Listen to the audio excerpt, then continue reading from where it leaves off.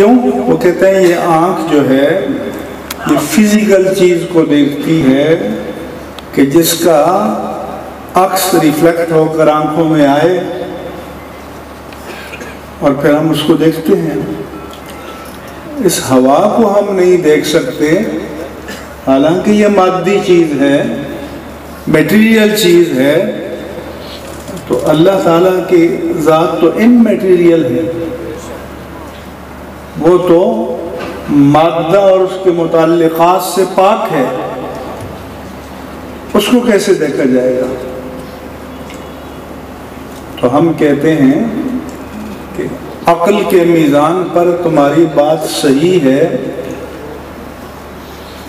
لیکن اصح وہ ہے جو وحی بتا رہی ہے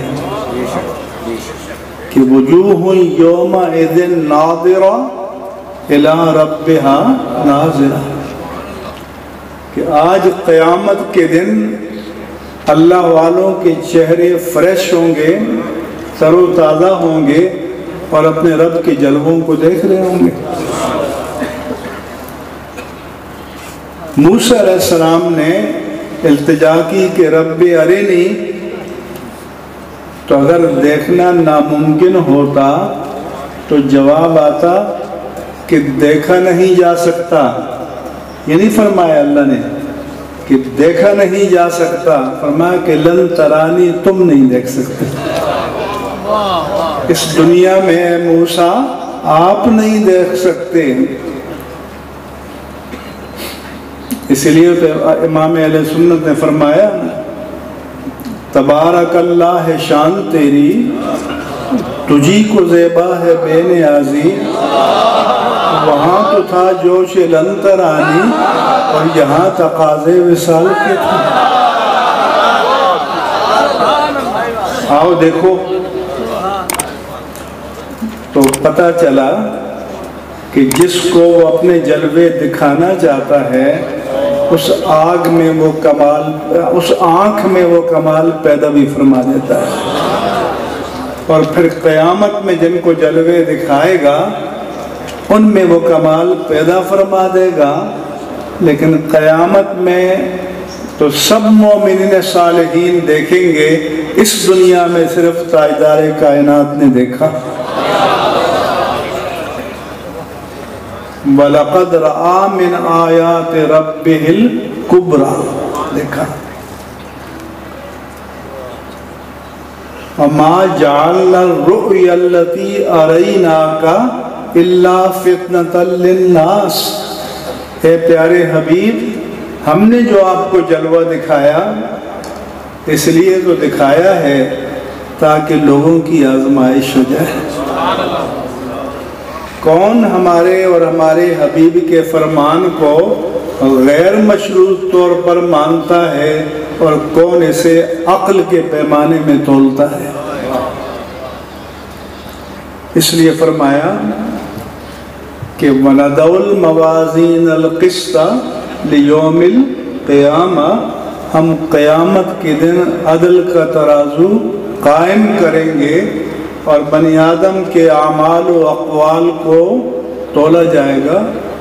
محدثین نے فرمایا کہ اعمال کو جسم دے دے گا اللہ تعالیٰ، بعض نے فرمایا کہ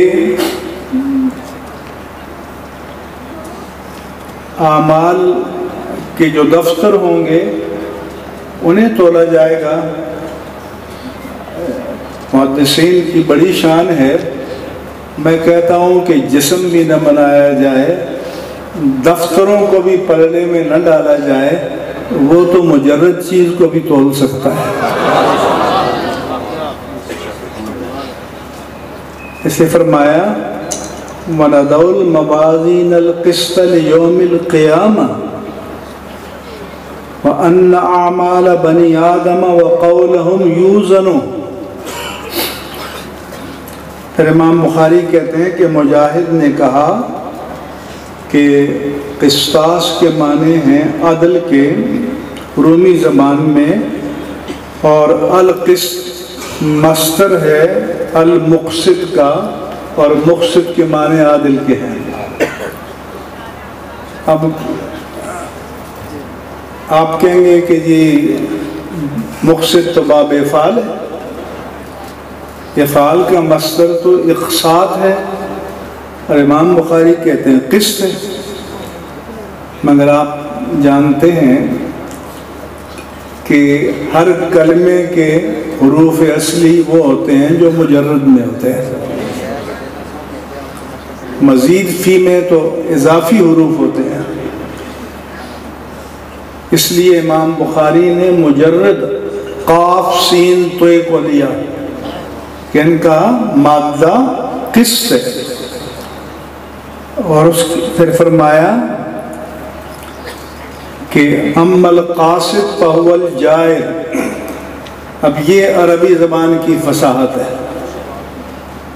دنیا کی کوئی زبان فصاحت میں، بلاغت میں عربی زبان کا مقابلہ نہیں کر سکتی۔ ایک ہی مادہ ہے، مجرد میں اور معنی اور مزید میں اور معنی۔ قاصد کے معنی ظالم اور مقصد کے معنی عادل۔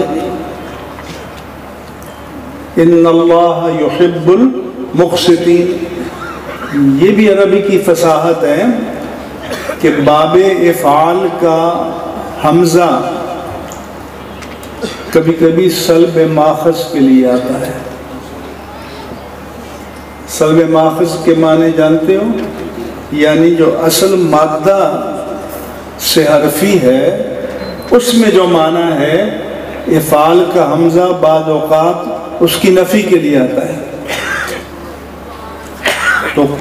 تو اس لیے قسط کے معنی جب اور قاصد کے معنی ظلم کے ہوں گے، تو جب اقساط میں ظلم کی نفی کریں گے تو مقصد کے معنی کیا ہوں گے؟ عدل۔ مقصد کے معنی عادل۔ یہ ایسا ہی ہے کہ وَالَّذِينَ يُطِيقُونَهُ فِدْيَةٌ طَعَامُ مِسْكِينٍ۔ ہمارے مفسرین آپ جلالین وغیرہ پڑھیں تو کہیں گے کہ اس میں لا مقدر ہے، یعنی بَالَّذِينَ لَا يُطِيقُونَهُ،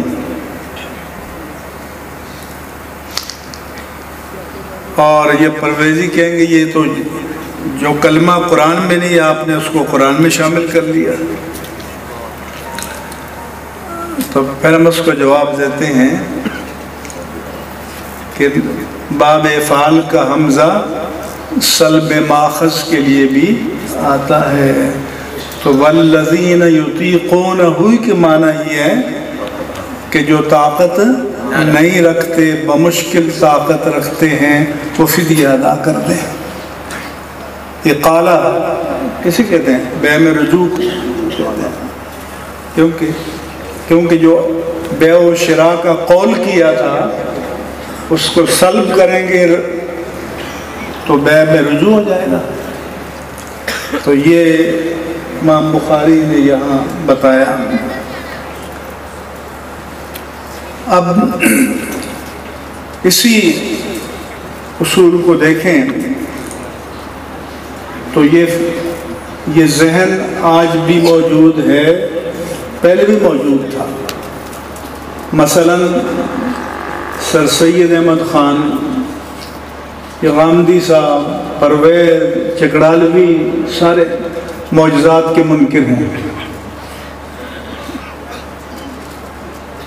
اور معجزات کا انکار عقلی دلیلوں سے کرتے ہیں وہ بھی۔ تو سر سید احمد خان کو میں نے پڑھا، ہمارے علماء یہ نہیں بیان کرتے، اس پر آپ نعرے لگاتے تو بیچارے کیا کریں، مارکیٹ میں جو مال بکی نہ رہا ہو۔